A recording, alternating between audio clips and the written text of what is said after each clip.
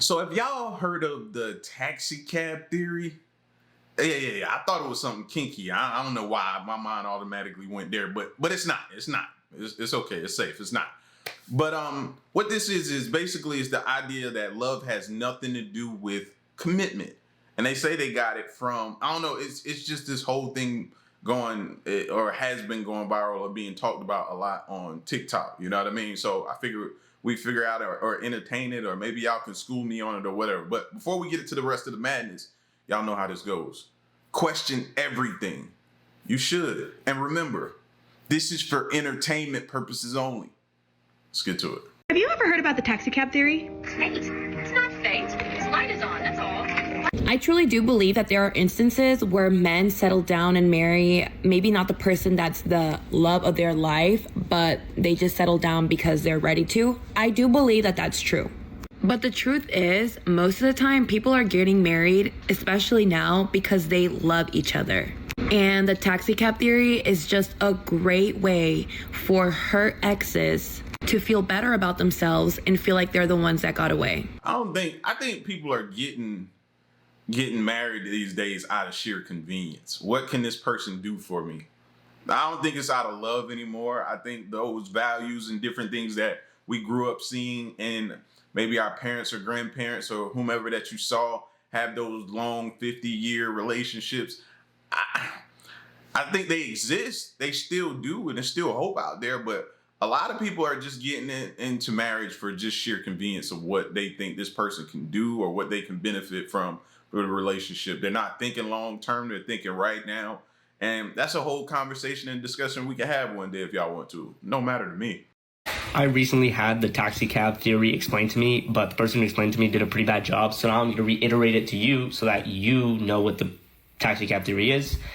And you can impress all your little friends with your cool little psychology theories that are probably not real. I don't know. Essentially what the taxi cab theory states is that dudes operate in the same way that taxi cabs do, in the sense that cabs shine their light whenever they are ready to pick up somebody. And once they pick that somebody up, they stay with that person. They just grab the first person that they can and they run with it. So that's the parallel. Guys aren't always ready, but then when they are ready, they're ready to settle down. They get with the first girl that they can get with, and then they settle, and that's it. Personally, I find the theories kind of stupid or inaccurate, but that's just me. Let me know what you think. I don't care, but let me know what you think regardless. Can a police officer well, let me try this another way. If I'm walking down the street and a police officer wants to stop and talk to me, can he just stop and talk to me for any reason? Senator, you can seek your consent to stop and talk to you. What if I don't consent? If you don't consent, then the officer needs to have a reasonable articulable suspicion that a crime has been committed, will be committed, and be able to articulate that to justify the stop. Okay. Then how come police officers can set up a roadblock and stop 500 people to see if they have liability insurance? My understanding is that the Supreme Court has ruled that those types of stops, when generally applied, are conducive to good order and policing. Why? They're still stops, aren't they? Senator, you just contradicted yourself. Those are he just opened Pandora's box with my brain. You just contradict those stops. Then therefore are illegal. You have no reason to stop me. So technically, when you stop me, I don't have to say anything or speak to you, right? In my 8.5 years as a prosecutor, I've not had to litigate the adequacy. I know. I'm just asking you what you think. I mean, isn't that pretty intrusive? What if I'm in a hurry to pick up my kid from school and I don't have time to wait for 10 minutes? And I don't want to wait anyway. Why? If a cop can't just stop me on the street, why can they stop me and check my insurance? Senator, as far as my personal belief, I haven't encountered that. I'm just asking you legally, why can they do that? Again, I haven't encountered that issue, so I don't have the research on that, Senator. Okay. Thank you. Thank you, gentlemen.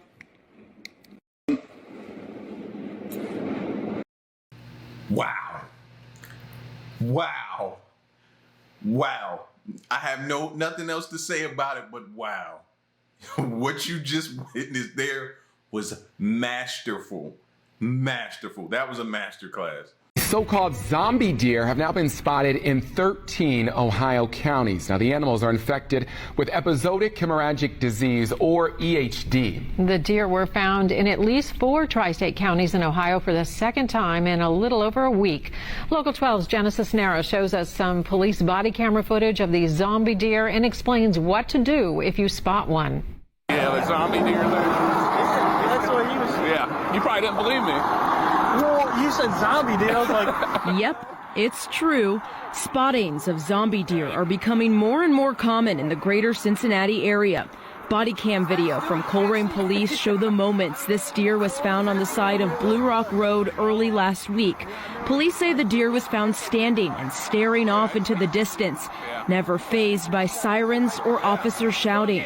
And turns out this behavior is not uncommon. So-called zombie deer have now been spotted in... Wait a minute now. This gotta be up north, because where I'm from and where I lived at down here in the South, bro, you walk up to a deer, that deer is gone. It's gone because he know he'll be on somebody's dinner table, so he ain't waiting around. The fact that that deer was just standing there as they approached and walked up was just blowing my mind. And now y'all talking about these sick deer? Oh, yeah, that's what we need. That's exactly what we need. Something else to worry about. Zombie deer now. I tell you, boy. I tell you. Let me give y'all the warning before you come to the city of New Orleans for Mardi Gras, you hear me? Everything is sectioned off. Don't be all back there in Bourbon, Prince Quarters, looking for something, and then you run into something else, you hear me? Because that's how it is in the city. We got witches over here. We got your vampires over there. We got your werewolves over there, rainbows over there, this over here, you heard me? Like, everything is sectioned off, so it's a place of culture, baby. Don't come over there and you thinking you just about to be dancing, you heard me, drinking your little drink, you heard me, and then next thing you know, you run into something crazy.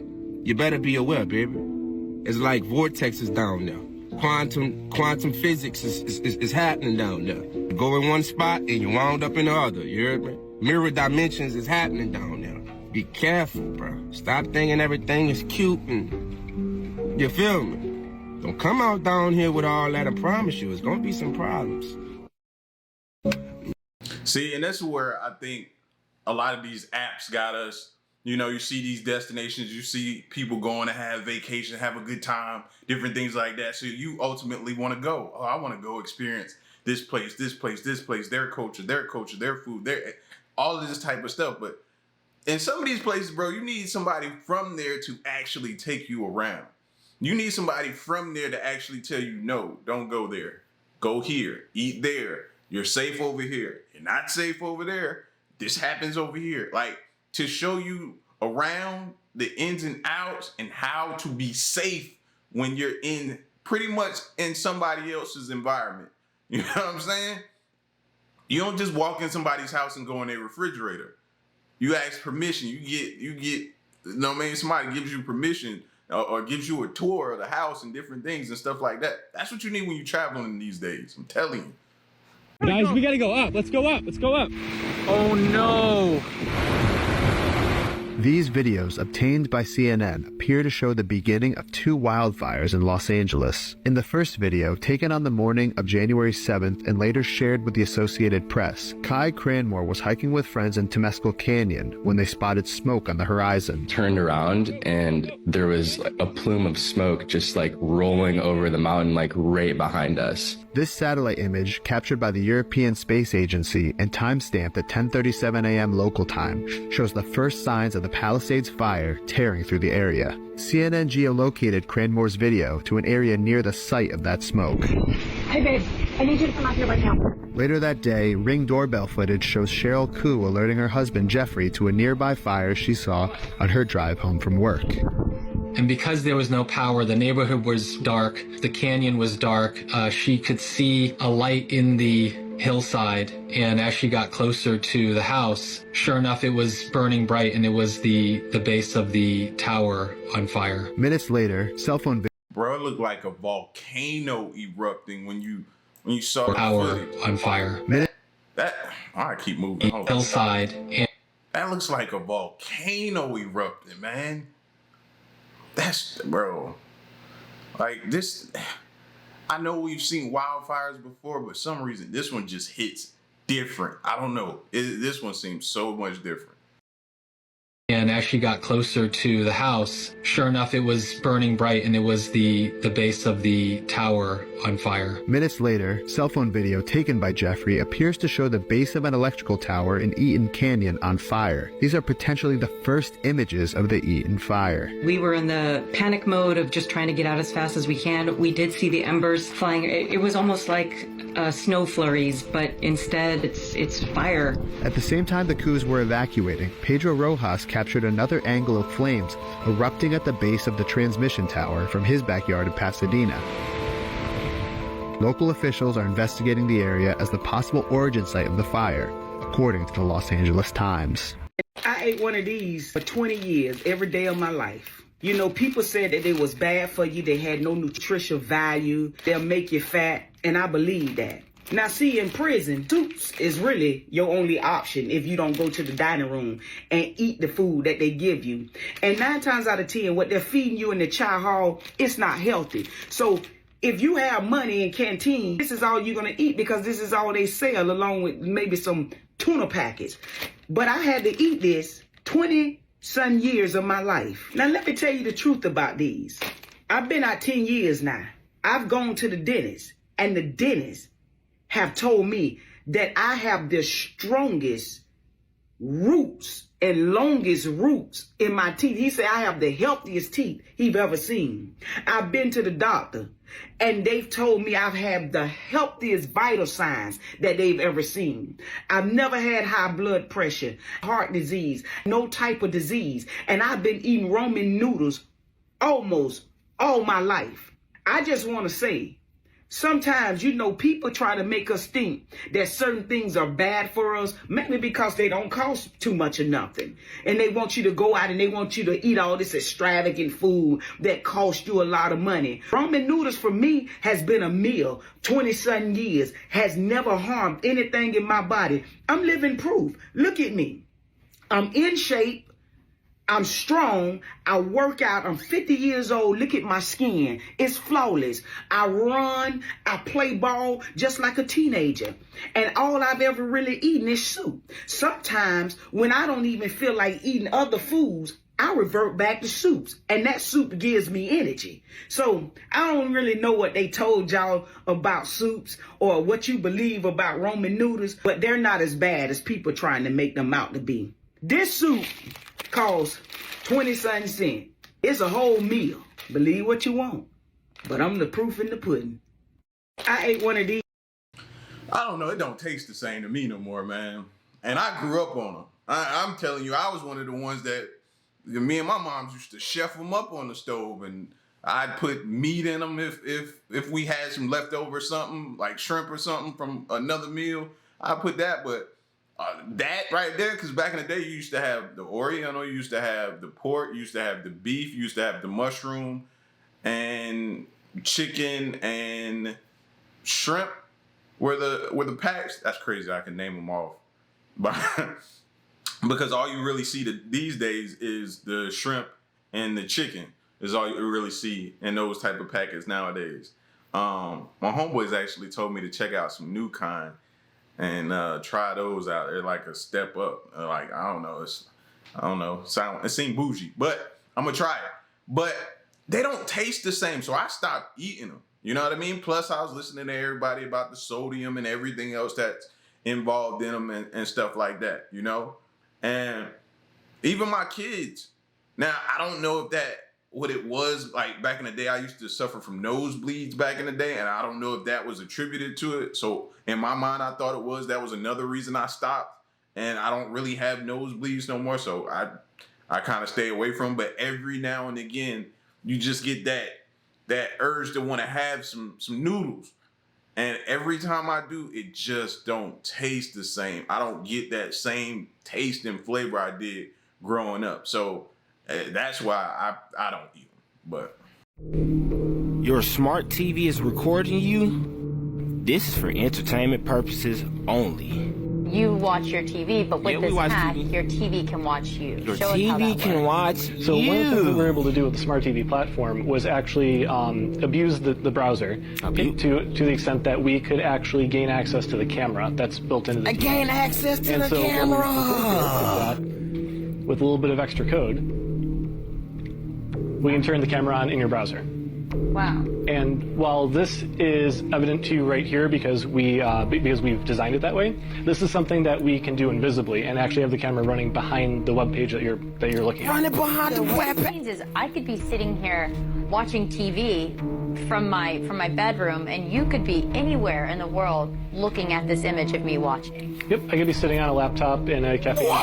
And as long as I have a network connection, Amazing!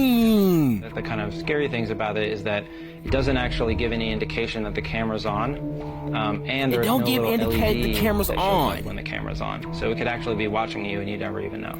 What is a smart TV? Never know. Why is it a playground essentially for hackers? Right. It's a computer. So instead of just being, a tube and some other electronics, now it has a web browser and it has, a lot of devices are running Linux. But the real danger is, I don't know about you guys, but my TV's going in the trash can. Aren't y'all just entertained? So, I guess people were not crazy when you walk past them and seeing them covering up like the cameras on their laptops and screens and different things like that, unplugging things when they're not in use.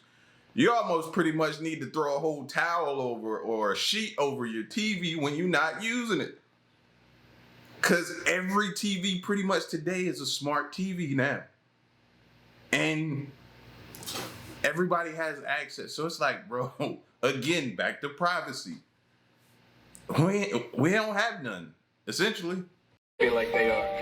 They're leaving them dirty. It's a disgraceful thing. Old trees are sitting there rotting and dry. And instead of cleaning it up, they don't touch them. They leave them. And we end up with these massive fires that we're paying hundreds of billions of dollars for to fix. And the destruction is incredible. So I think California ought to get their act together and clean up their forests and manage their forests because it's disgraceful. What's happening should never happen. I go all over the country and I meet with governors. The first thing they say is there's no reason for forest fires like that in California. So I say to the governor, or whoever's going to be the governor of California, you better get your act together, because California, we're just not going to continue to pay the kind of money that we're paying because of fires that should never be to the extent. They were telling me in a couple of states, I won't even mention their name, feel like they are. They're leaving them. So now we see why he's giving the response that he's giving right now. Now it makes sense, because he said this 6 years ago. Now it makes sense. See, all you need is context to understand why somebody's responding the way they are. And if you don't have that, you can be like, oh, why is he? It makes sense now. I know I'm not supposed to be here, but this is my parents' home. I know the feeling. And they just they got canceled from their fire insurance. So they're dealing with this. They're 90 years old.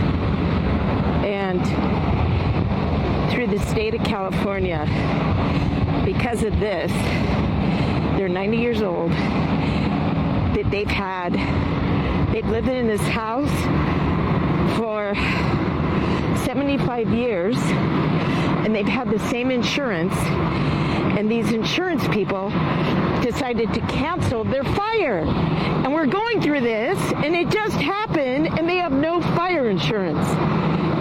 So thank you, California insurance companies, supporting residents who pay taxes and love California.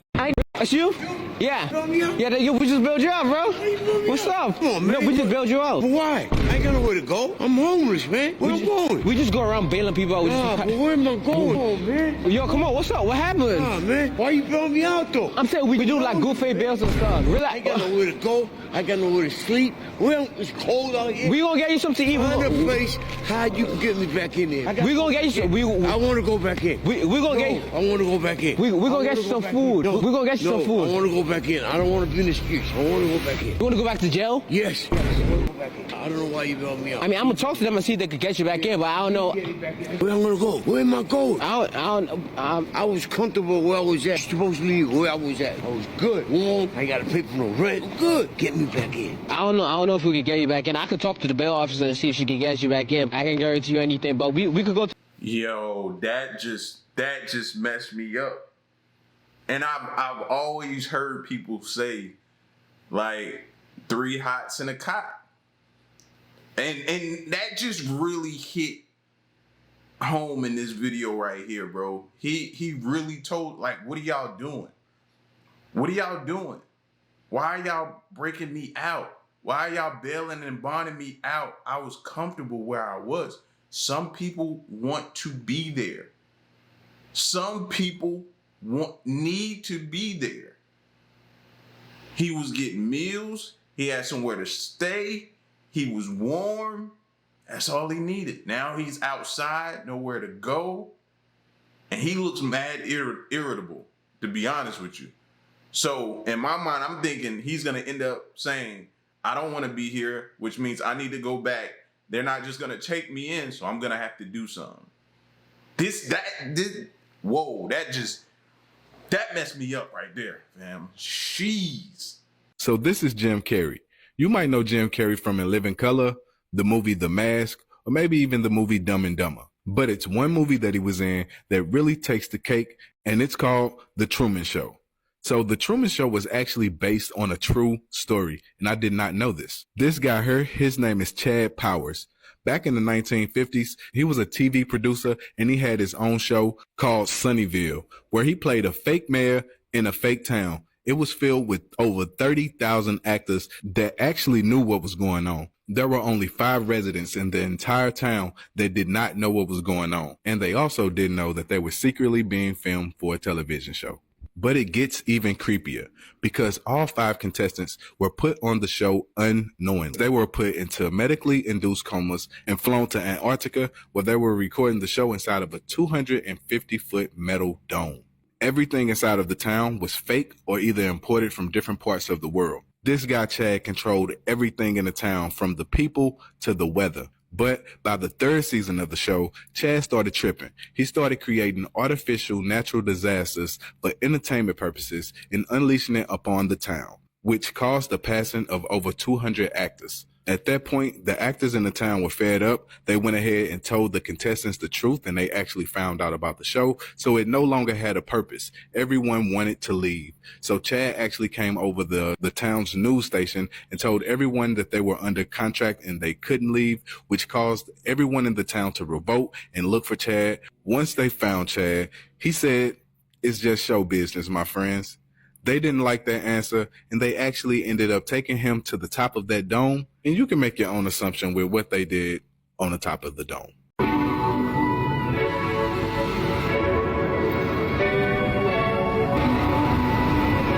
So many closed stores, and there's about to be a lot more, unfortunately. Shopping under lock and key may be the new reality as thieves get away with stealing goods over and over again from stores like CVS. The issue having a major impact on pharmacies, many of whom are just choosing to close up shop. Rite Aid recently closed a location in Hell's Kitchen after more than $200,000 in product was stolen over 2 months. So far this year, there have been more than 20,000 cases of shoplifting reported. This is something that is very correctable, but no one is moving to correct it. So 1 month ago, the first Target to ever open in New York City closed because of theft. And now Rite Aid is closing 26 stores in New York. And so are Walgreens and CVS. They're closing stores too. And that's because shoplifting in the city is up 64% from 2019. And it's a big problem for the city. One of the great things about New York is how convenient it is. But if everything is closed, it's not very convenient. And the rent's still obnoxious. Even security guards who try to intervene and stop criminals like this one in New York City are getting arrested themselves. This is an epidemic, and it's forcing the mayor to roll out his second retail task force to address this issue this year. And that's because since 2020, shoplifting here has risen faster than in any other major American city. Now, earlier this year, the mayor did lead an effort to combat shoplifting, and it was moderately successful. Shoplifting was down for the first half of 2023, but now we're on task force number 2. And that's because things are regressing and getting worse.